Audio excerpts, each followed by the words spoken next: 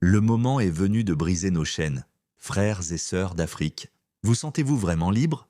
Marchez-vous avec fierté, en sachant que votre argent sert votre peuple ou sert-il les intérêts d'une puissance étrangère? Dites-moi, pourquoi, après plus de 60 ans de soi-disant indépendance, utilisons-nous encore une monnaie contrôlée par la France? Pourquoi envoyons-nous encore jusqu'à 85% de nos réserves nationales au Trésor français? De l'argent dont nous avons un besoin urgent pour les hôpitaux, les écoles, les routes et l'avenir de nos enfants. Quelle indépendance est-ce donc? Est-ce la liberté quand nous devons supplier pour accéder à notre propre argent? Est-ce la souveraineté lorsque toute notre économie vit sous l'ombre d'une main étrangère? Je pose la question aux mères. Combien de fois avez-vous pleuré, faute de médicaments pour votre enfant à l'hôpital? Je pose la question aux pères. Combien de nuits sans sommeil à vous demander comment payer les frais scolaires pendant que nos gouvernements envoient des millions à la France? Sommes-nous encore les colonies de la France, juste sans chaîne ni fouet?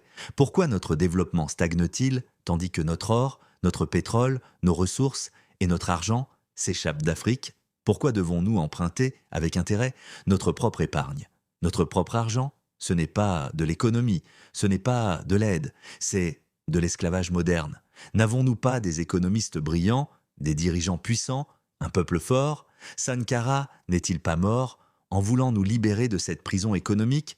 Lumumba n'a-t-il pas versé son sang pour notre dignité? Et maintenant, je vous demande, mes frères et sœurs africains, combien de temps allons-nous attendre?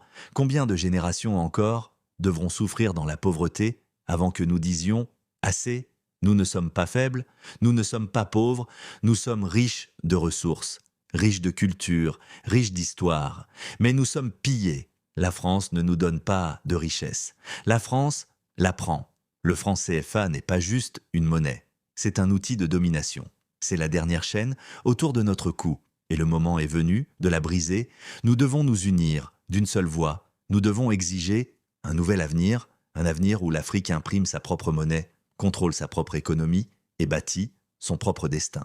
Nous voulons une monnaie avec des visages africains, pas ceux de nos colonisateurs. Nous voulons des banques qui servent l'Afrique, pas la France.